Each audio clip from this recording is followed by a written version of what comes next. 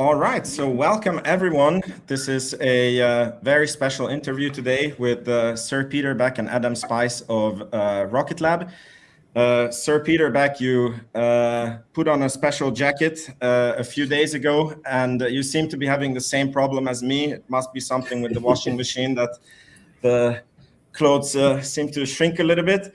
But you have this jacket when you guys have done something important, and that's what we're here to discuss. So what have you guys done this time?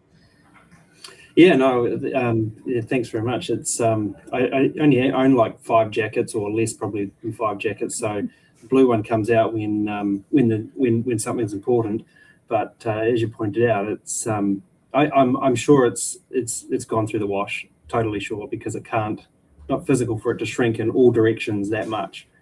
But anyway, yeah. So obviously, we announced that our intentions to acquire Iridium, and I think, you guys have known our aspirations for a long time, and we've made it pretty clear. And I guess I'm keen to hear from you guys. It's like, were you expecting Iridium, or are you expecting something else? I mean, we don't raise capital for no reason. What were you guys thinking? Oh, I was personally not expecting Iridium, I have to admit. Sometimes I feel like I have a sense of what's going on behind the scenes, and yeah, I was dead wrong this time, but fun to be surprised. I would say in retrospect, obvious choice in retrospect, but I was not expecting it either. I think a lot of us were hypothesizing Equitas or Equatus, however that's pronounced. And when you're opener to the video, and I don't know if it was on purpose or not, and you said presenting the space application Equa, and for a second I was like, oh, it is Equitas, and it was not. It was an equation, but that's perfect. I love it. I think this is even better. Yeah, I mean, I don't know if you guys know, but Mynaric, that we actually called on Rocket Lab Weekly, Scotto, who actually unfortunately couldn't make it today. He actually called that you guys would acquire Mynaric. And I think Iridium came up once on one Rocket Lab Weekly, and everybody was like, no, it's too big. It's not a distressed asset, and it doesn't fit the mold. But somehow, in retrospect, it feels like a perfect acquisition. Yeah. I mean, good. Sorry, Adam, you go. No, you go. No, I was gonna say from a fit perspective. I mean, I'm personally very happy that we were able to find a way to get into the applications market that was also incredibly, I'd say, investor friendly. I mean, to be able to essentially double the size of the company immediately, upon closing the deal, become meaningfully, cash flow positive for essentially single digit level dilution, to me it's kind of a masterstroke. So it's kind of to align on the very strategic element of getting into the applications and not making it financially punitive. I think those are two things that don't often come kind of in concert, but it certainly did in this case. So yeah, we're pretty happy with that part of it. Yeah, I mean, it's very much a Rocket Lab deal in that sense, and we've known the guys over at Iridium for many years. Something that's less well known is when I closed the B round, Scott Smith, who was the late Scott Smith, who was a COO of Iridium, actually was on our board for probably about 5 years.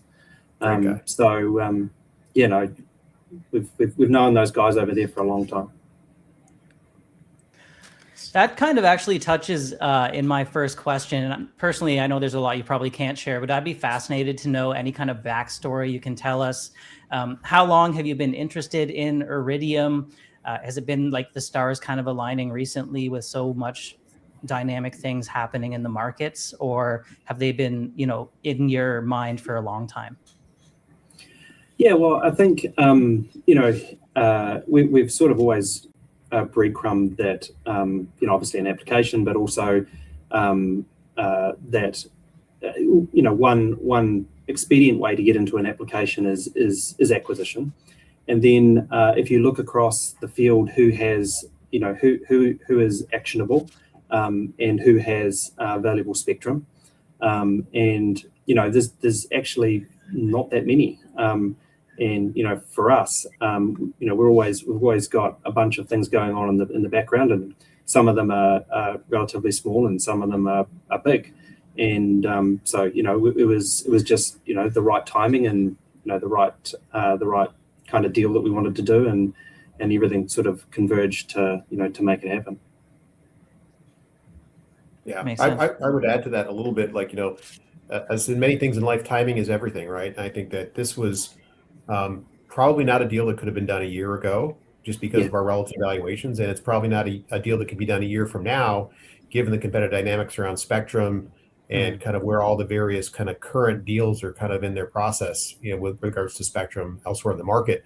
So I think it's just one of those things where the stars literally aligned for us on this, and kind of we just, what they say, I forget who said it first, where is, if your definition of luck might be when opportunity meets preparedness.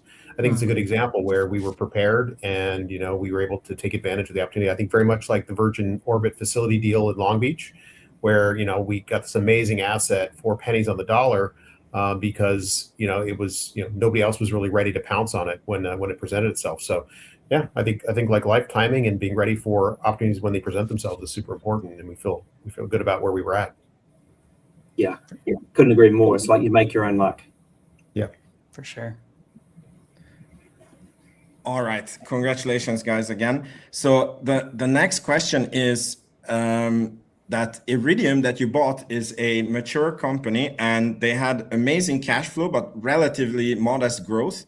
And following the acquisition, do you see a meaningful opportunity to accelerate Iridium's revenue growth? Because we obviously understand that their margins are going to expand because they will have access to better and cheaper launch and better and cheaper satellites and everything.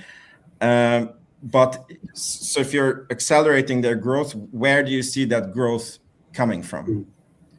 Yeah, well, I mean, it's like any Rocket Lab deal, right? We're not just going to sit on our hands and just leave it to do its thing. We very much Rocket Labize it and put our magic in there, and part of that magic is scaling. So those guys have built an incredible business, and if you look at the history of Iridium, like they are the original like entrepreneurs in space and the space hustlers. And it's amazing, and they're super innovative team in there. And if you just look at what they've got coming down the chute right now, I mean the acquisition of Iridium, the aviation business is a really important element and mission critical. I mean, on the top of my little helicopter dashboard, there's a little box with an Iridium logo in the middle. And every time I jump in the machine, I push that little button, and I know that if I have a bad day and end up in the bushes or in the creek or wherever, somebody knows where to find me. So I'm a customer of the aviation product, even today. And I think there's huge opportunities there. But the P&T stuff around GPS denied areas is really truly unique. And I think if there's one thing that the unfortunate conflicts have shown, the importance of GPS can't be understated. So having non-jammable, anti-jammable kind of solutions for GPS is extremely valuable. So those guys have made a huge leaps and bounds and probably ahead of the pack and all of that. So that's even before Rocket Lab gets a hold of the reins. And I think the one unique thing of having a self-launching kind of service provider is the ability to try new stuff. And the marginal cost for us to throw up a satellite with a new piece of technology on board or anything is pretty low. So whereas if you're a traditional satellite provider, those barriers are pretty high to just sort of innovate and try really new stuff. So I think intention here is not just to acquire this thing and sit on it. Is we're excited about it, and we acquired it because we think there's tremendous growth opportunity. Awesome. Thank you for that answer. Adam, you mentioned previously the Virgin Orbit deal and kind of buying distressed assets, and that being kind of one of the strategies that has brought you a lot of success. I've had some investors kind of reach out and say, Iridium looks like they're trading at a bit of a premium compared to their historical valuation, and it's a little bit different perhaps than some other valuations. Wondering if you could address the price and maybe just how you landed on the collar ranges of the deal and thinking behind that. Sure. Yeah, no, look, you're right. I mean, they have been trading at a relative, premium to where they've been for the last, say, 12 months. But I think that's a function of the market recognizing the value in spectrum and the scarcity of it, right? I think when we saw what SpaceX did with the EchoStar spectrum, and then of course what Amazon did for Globalstar, it's definitely, it feels very much like a game of musical chairs, and the value of spectrum is only going to go up. So I think, the thing that's interesting too about this opportunity and where we see like a lot of value is there's certainly discrete value in the spectrum, but there's also a lot of value, especially for a company at our stage, not just going out and spending billions of dollars on spectrum, sitting on it while we develop the business plans, the channel, the technology, and get a position to get Neutron up to scale where we can launch, significant amount of infrastructure. Like we really hit the ground running here in a very, very, very shareholder cash flow friendly way. And I think that's really which separates this asset from the others, right?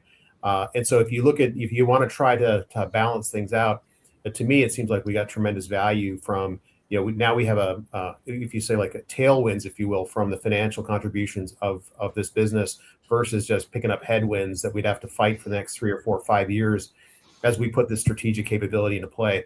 So no, I think that, there's lots of ways to look at it. We looked at it from every angle you can imagine, and we came away overwhelmingly convinced that this was absolutely the best way to crack this nut. And I think once this deal closes, I think, the shareholders are going to see a very different financially profiled company. I think the earlier question about growth, I mean, that's a very, very good question, because one thing that Rocket Lab is known for is delivering outsized growth, right? And, our multiples and the way that people look at us is based on, we're a hyper growth company. And the last thing we want to do is materially dilute that, right? So, make no mistake about it, our focus is going to be on turning this into a growth engine. We think they've got already things in the irons in the fire that are going to enable that, but we'll add our secret sauce to it. And I have no doubt that this is going to be another growth factor for the company. So following on to that, and this one's for you, Adam, as well, taking on the 3.6 billion bridge loan is a departure from kind of Rocket Lab's historical lean net cash sort of position that they've generally utilized to keep the balance sheet pretty clean. Now that you guys have a recurring revenue stream, positive EBITDA on the books, when that deal closes, does this signal kind of a shift towards, say, the dilution aspect that we've kind of been utilizing, or Rocket Lab's been utilizing, and actually now leaning towards favoring debt for future growth opportunities? And if so, where do you think is the most appropriate sort of leverage targets that investors should expect once that kind of converts to permanent financing? That's a really good question. I think that, Pete and I spent a lot of time kind of wringing our hands over this. I think when you take a pure textbook view of, optimizing for cost of capital, having some amount of debt in your capital structure makes sense. But I think we both sleep a lot better at night without layering a lot of debt on our business, right? There's enough volatility and enough risk in running a rocket company and a space company that you don't need to necessarily add, financial risk to the mix too, right? So look, our goal, whether it's in the short term, intermediate, or long term, would be to have a debt-free company that's throwing off a lot of cash, right? So, and there are ways to get there, right? I think, to the extent that we feel comfortable, in the future that, the equity is in the right place and that's the right trade to make to equitize some of the debt, then absolutely we'll consider doing that. But also Pete and I are two of the larger shareholders of Rocket Lab, and so we're very sensitive to dilution as well. And we do get some pushback, and I'm sure you guys have seen some of the funny memes out there about that we're all about just diluting. I think we've really the capital that we've raised, we found ways to put to productive use, right? And the last thing that Pete and I want to do is be diluted, right? So we're very much aligned with shareholders in that. But to your point, there might be a point in time where when we're comfortable enough with the stability of the cash flow and the growth trajectory of the business, that maintaining some debt in the mix is going to be appropriate. So I think we'll kind of evaluate our trajectory as we get closer to deal close and kind of see where all the pieces are lining up. No, I appreciate that color. It's very clear. Thank you so much. All right, so the next question is, some investors, when they see this acquisition, they immediately wonder whether Rocket Lab is becoming a direct competitor to Starlink. And now that Rocket Lab owns this own L-band spectrum and constellation, does that put it in competition with the other constellation operators, or are you still committed to being a neutral supplier to everyone building constellations? And How would you describe Rocket Lab's position relative to Starlink and the Leo, Amazon Leo project? And yeah. Yeah. That once again, great question. So firstly, our intention is always to be, a supplier to other folks. So, this doesn't change that in any way. I mean, we think there's great value there, and Neutron, you've heard me say it.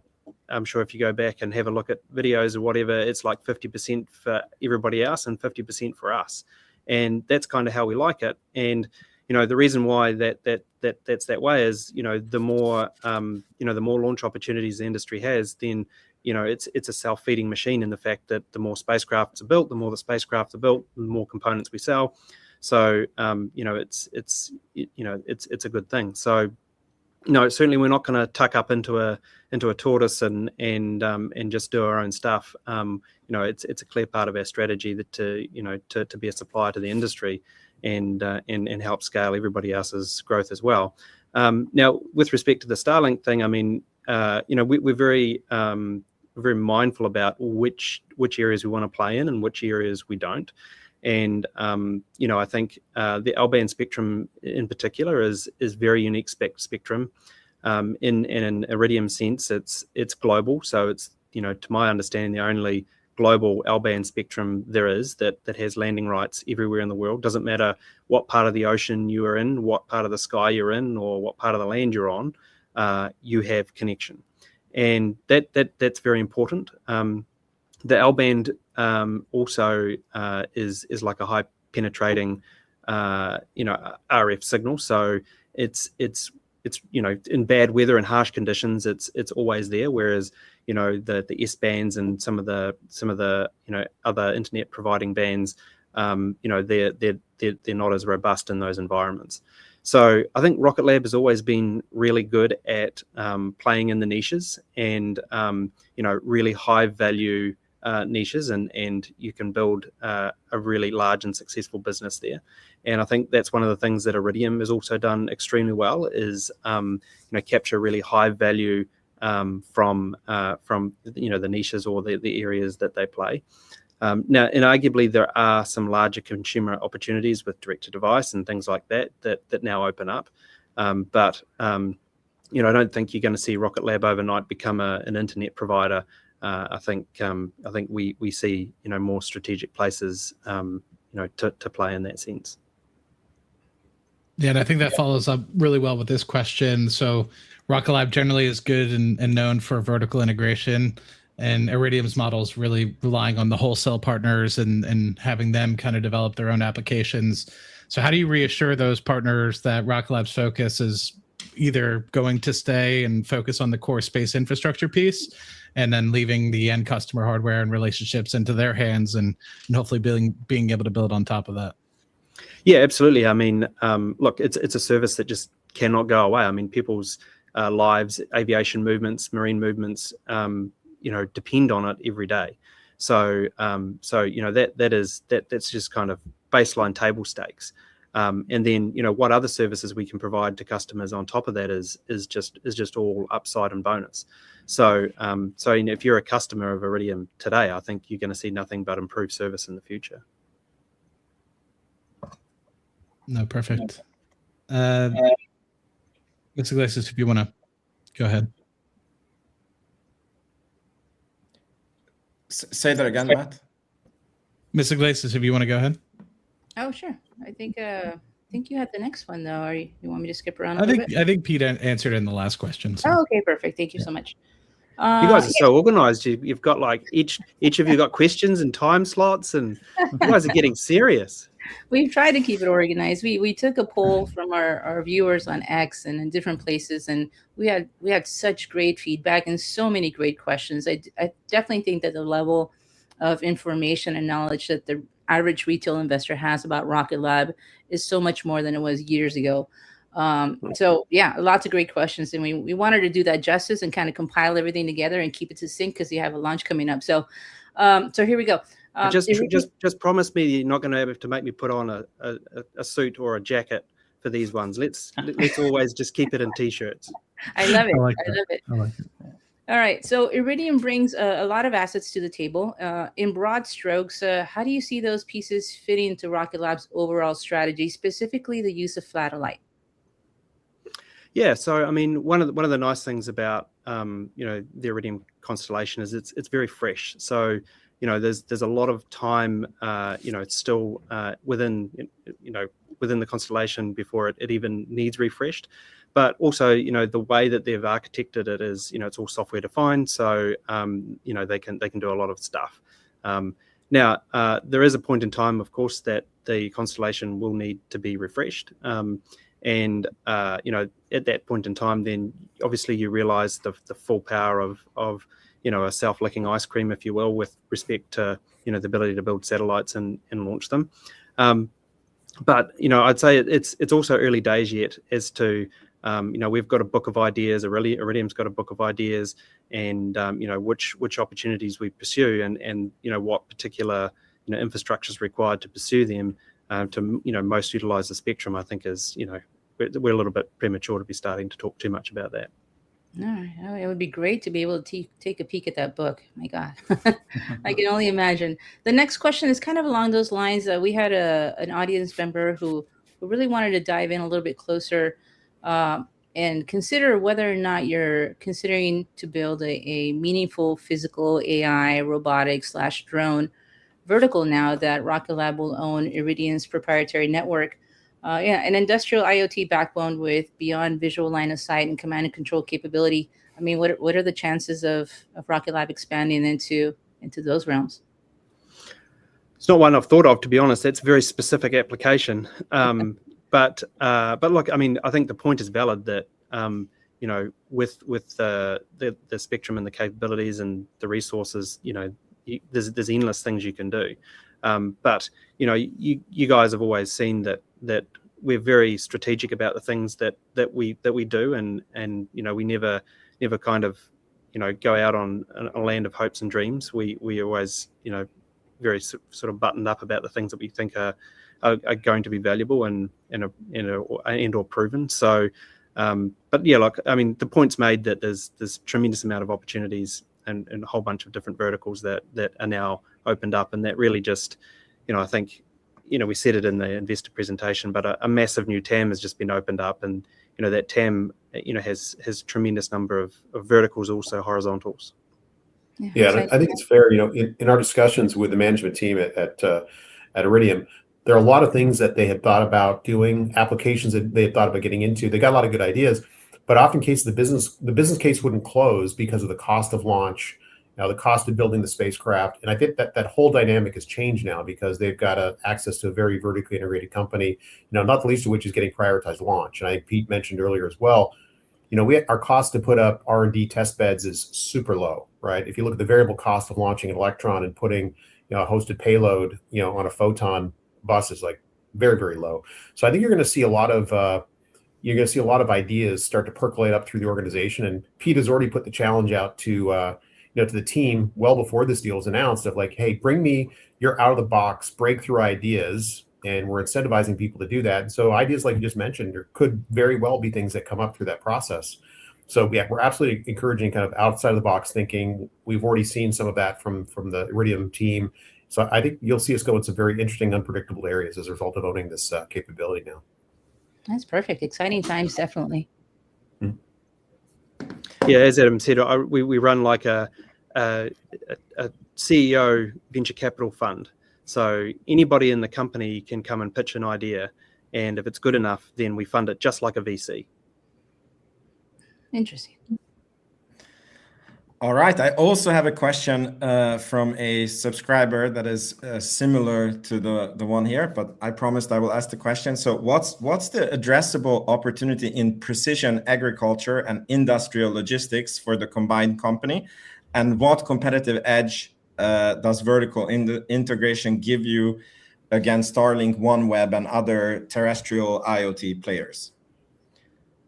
And believe it or not, we have a lot of ranchers who follow Rocket Lab. So this is, an interesting question. Yeah. No, it is an interesting question. I mean, couldn't have a number off the top of my head, but needless to say that Iridium is highly embedded into a lot of those applications already, and as we've talked about in the past, I think a lot of those applications are likely to be improved with the continual rollout and improvement and innovation that we're able to bring to the asset. So I unfortunately I can't really respond exactly to that question with sensible figures, or if I was to respond, I think it would probably be wrong. But all as I'd say is I think the probability of those services and those verticals improving is greatly possible. Yeah, I would add to that. I don't know if you recall, Pete, but maybe 5 years ago when we were first talking about, hey, what are some of the more interesting applications in space? We actually spent some time looking at those agricultural verticals. And the one thing that we took away with is it can be a very interesting business, but that the channel is incredibly challenging to establish, right? It's kind of farmer by farmer, kind of mountainside by mountainside type of go to market strategy. And the one thing we get with Iridium is a very, very established channel that would take many, many years to build otherwise. So you're talking about, I think, there's a network of like up to 500 VARs, right? So I think, once we really kind of get in under the hood and start the integration planning and the longer term business strategy mapping, I think we could find opportunities like that where we can leverage that extensive channel for things just like you mentioned, to the extent that they haven't looked into that already. But yeah, no, that's a market, ironically, that we looked at probably 5 years ago, and now who knows? Maybe this deal brings that back full circle. Awesome. Thank you. The next question is, so as far as I understand it, Iridium currently uses L-band for the device link and Ka-band for the inter-satellite link. I hope I'm saying that correctly. Now that Rocket Lab owns Mynaric, could a future satellite keep the L-band for the rugged device connection but move the inter-satellite backbone to laser links? And could that same architecture extend to comms network around the moon or Mars, potentially even linking up with Rocket Lab robotic rovers? The answer is yes. Yeah. I mean, the traditional way of doing those inter-satellite links, and Iridium was one of the first to do a fully meshed up network like that, was Ka-band terminals, as your question points out. So an optical terminal would certainly replace that, and I think anything going forward there on a Rocket Lab bus would most likely feature an optical terminal for sure. Just given the cost advantage and the sheer throughput of data you can achieve. So yeah, no, that would be, if we were starting from scratch, that would certainly be on the table. And then the optical links, they can be great for satellite mesh as well, but also the deep space and long distance optical links are certainly something that the team at Mynaric have spent a lot of time on. So linking up something deeper in space is completely feasible. Yeah, I think we could definitely start to see the synergy of all the products, especially in your recent acquisitions, coming together. So that's very exciting for me. Yeah, I mean, hopefully that's something that's pretty obvious now. It's like if you think about this application and what it needs to build a constellation of satellites, and if you go to the Rocket Lab cupboard and open the doors, you'd be hard pushed to find something missing. Is there anything missing? That's true. Are we looking at other things? Well, there's obviously still comms payloads and a few other elements there, but generally, yeah, there's not a lot.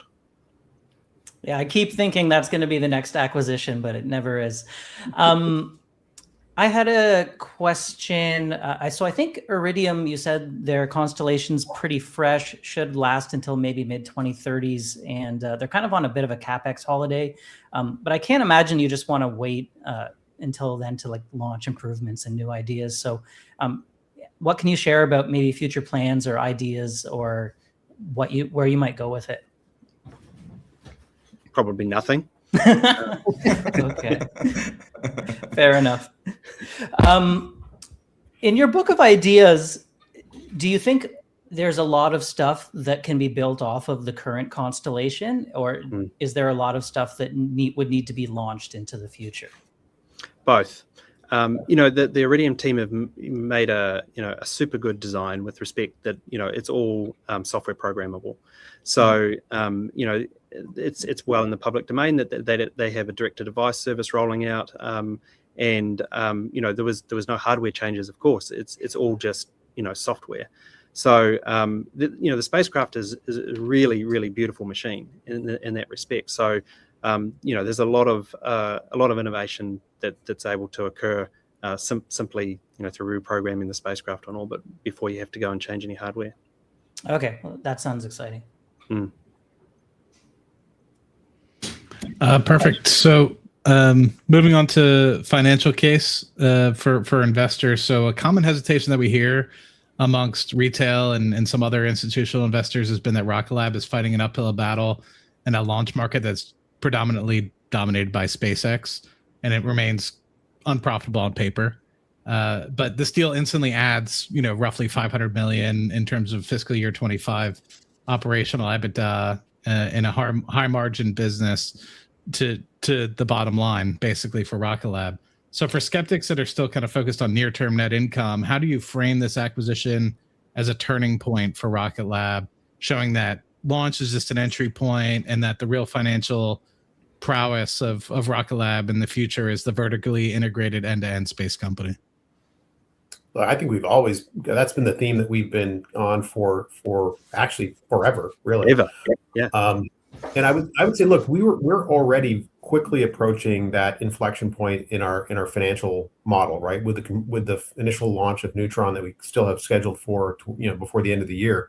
I mean, that flips our P&L very quickly, because 90% of the R&D that we're spending today is going towards Neutron.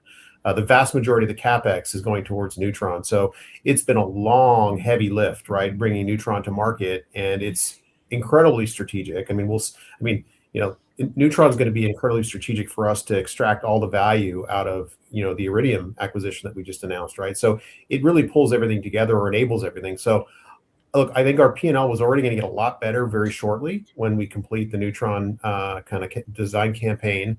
This just puts it on steroids, right? This really accelerates where we already would have been, but probably pulls that in by at least several years.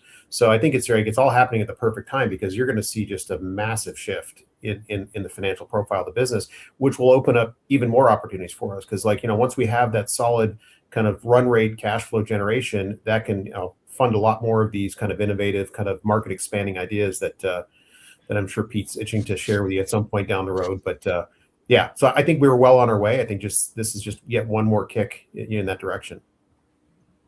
Yeah, and defending the as the rocket guy, defending the rocket. It's not like I would say that launch is more contested and more rare than ever today. Like there's some vehicles in development and all the rest of it, but in the last year I've seen nothing but just more and more tension and anxiety around launch, and so I would say it's the most rare and scarce that it's ever been, and also the most strategic. So it doesn't matter if you own your own rocket or not. If you want to build anything in space, join the line. It's a very long line, to get your assets in orbit. And even when other vehicles come online, most of those vehicles are, their primary reason for existence is to provide services to, launch to their own services. So, it's not like there's going to be a glut of launch come on the market anytime soon. So, yep, I mean, launch is a hard business. I think Electron is a shining light of what can be achieved with from a gross margin perspective on a launch vehicle. So, it can be done, but I think that the true value of launch is just so rare and strategic, and those who have it versus those who do not are just in wildly different positions.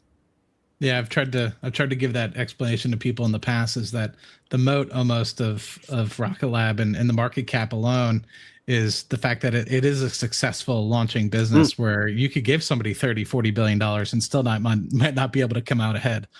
So it's part money, it's part execution, and it's part gumption to really get it up and off of the ground. And I think that's a moat on its own. Yeah, a huge moat. Huge moat. Yeah. All right. There is a future M&A and long-term strategy question here. Do you see Rocket Lab making further acquisitions in the satellite constellation space, partnering or acquiring other spectrum owners, operators, or will future constellation growth be primarily around Iridium and its L-band spectrum? More broadly, how should investors think about Rocket Lab's long-term strategy for its space-based communication business? There's a lot there. So I guess the easiest way to answer that question is, as we sort of said in the investor presentation, this is not the end. This is the beginning of our journey into space applications, and I think wherever we see value and we see where we can exploit our strategic assets being launched in spacecraft, if there's a big enough TAM and opportunity, then we're going to go after it. I think it can't provide specifics. I think generally, this is, if there's opportunities, and we'll be after them for sure. All right, thank you. I was just curious, Iridium, obviously a much larger acquisition than a lot of the ones you've done before. Does that present any challenges in terms of integrating them? I think they're going to be like a third of Rocket Lab's headcount or something like that. And it kind of maybe infusing them with the Rocket Lab culture. Do you have any thoughts on that? Yeah, I mean, Adam always reminds me there's no small acquisition. And no more of a truer word was spoken. I mean, some of the little acquisitions can be the ones that you spend the most amount of resource and time on. But I would have to say, like, if you think about the size of the company we're at when we first acquired Celero, I mean, they were a 500 odd person company, and I think correct me if I'm wrong, Adam, were we like 1,000 then, maybe not more than that? I don't think we were 1,000. I think we were probably close to 600 or 700 at the time. Yeah. So I mean, this isn't a new thing, and I would say that the functions and the muscle of doing acquisitions has only strengthened enormously since then. So certainly, I mean, Adam might have a different view, but I don't view this as a scary thing.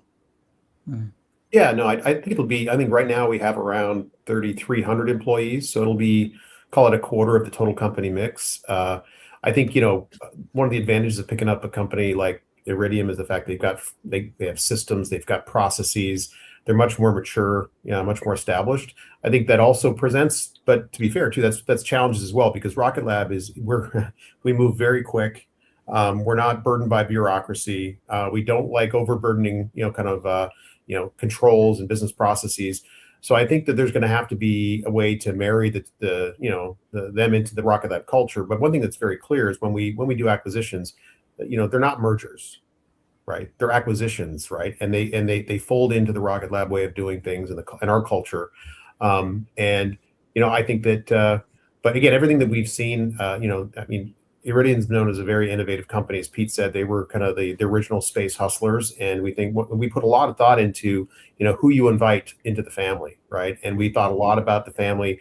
And the one thing that really impressed Pete and I both tremendously was just if you talk to the senior management team there, they're not promotional pie in the sky people that aren't grounded and have these crazy ideas. I mean, they're very thoughtful. They're very diligent business people. So I think, if anything, it's going to be an interesting opportunity to kind of give them a little bit of that Kiwi swashbuckling kind of attitude that the company has, and I think we'll learn a lot from them as well. So it's going to go both ways. I mean, I'm pretty excited actually about the talent that we're going to accrue from this deal, because there's some very, very talented people there and Rocket Lab is moving so fast that we give people a tremendous amount of responsibility and autonomy. And hopefully we're finding some people in this deal that will be able to kind of step into some of these roles that are just a challenge to fill. And I think it's a great opportunity for both teams, to be honest with you. I think both are going to learn from each other, and I think we're going to come out the back of this much stronger overall company. Yeah, and adding to Adam's point, I mean, working with the guys over there has just been so easy, because they see the world in a very, very similar light to us. And it's always fun to throw some engineers in a room together and see what happens, because if you do that, if the engineers are kind of like-minded, then you just see a whiteboard full of awesome stuff. And then if they're not, then it's like the Hunger Games. And it's great when the engineers all get in a room, and it's just like super productive, and everybody just meshes completely. And that every contact we had throughout the whole business, throughout this whole process, has been the same way. It's just been really refreshing and great. They're just, as Adam pointed out, such a professional organization, and so dialed in. It's been super fun. Yeah. Adam mentioned the management team, and I was just kind of curious. I've heard good things about Iridium CEO Matt. Do you expect him to stay on long term, do you think? Yeah, I mean, obviously we haven't had any of those discussions, but Matt has built a tremendous business and created a lot of value. So yeah, I would hope so. Great. Just for the viewers, I want to say. I just want to say, just for the viewers, when you guys say that they're the original Space Cowboys, I think you mean that they were the first ever profitable constellation company, and they were profitable even before Starlink was profitable. Correct me if I'm wrong, but it was very surprising me when I saw a tweet about this. Yeah, there's that aspect, but there's also, I guess, from the engineering aspect, they really pioneered, fully mesh network, low Earth orbit constellation, and did some stuff. At the time, everything was geo, right? So if you were to do comms, you built a bent pipe in the sky in geo, whereas the Iridium guys came along and had this fully meshed up low Earth orbit constellation. It was incredibly advanced for its time.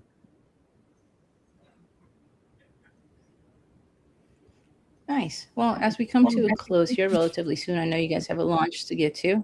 Can you guys hear me okay? I hear some feedback. Yeah, we got you. I wanted to ask a couple of things. And these were topics that were asked by our viewers. The first one, obviously, I think we're hearing a lot of reports that suggest that the SpaceX transporter rideshare missions are fully booked beyond 2028, leaving some satellite operators struggling to secure rideshare access. Is that translating into increased demand or bookings for Electron and Neutron? Yeah, I mean, I would say that it's never, as I said before earlier in the conversation, I've never seen such pent up tension for launches as we have today. That's great. And I would be remiss if I didn't ask this, because I've seen a lot of talk about this on the recent Bloomberg interview that you did. A lot of our viewers pointed out that you sounded more confident than ever in the fact that Neutron is going to launch in 2026. We didn't hear any more of the language of, at the end of the day, it's a rocket program. Are we still green lights to launch 2026? Can you provide any updates? Yeah, sure. I mean, look, we're pushing super hard, but it is a rocket program. So, but look, we're pushing super hard, and at the moment, there's nothing that says we can't. So until there's something that says we can't, then we can't. Then we can, I should say. So the team is integrating super well, and there's lots happening, and a lot of hardware flowing and stuff that you'll start to see here shortly. All right. Well, exciting times, and we're back to the rocket program again. Thank you, as always, for Peter Beck and Adam Spice for joining us. We really appreciate you taking the time, and we were really touched that you guys actually reached out to us this time, right after the Iridium deal announcement, to kind of bring our retail community into the loop and see if we could collect questions and give information to our community members. So that's always very much appreciated. So thank you for continuing to do that, and for continuing to build value for us. We lost her. She's back. No, well, there look, we Vince, I hand it over to you. No, we really appreciate it too. I think I can't speak for Adam, but the questions that you guys and your community bring to us are perhaps some of the more thoughtful and insightful questions. Yeah, I think the sell side research analysts in general shouldn't be worried about AI. I think they should be worried about the retail analyst community, investors out there are pretty much on the ball. It's impressive. Yeah. Thank you. Thank you so much, guys. Okay, we don't want to keep you guys up because you guys need to make a record quarter with the 7th launch. So I hope you guys make it. And yeah, thank you again for the whole team. It's a pleasure as always. Yes, thank you guys so much. Thanks, guys. Cheers. Sure. Thank you. Yeah.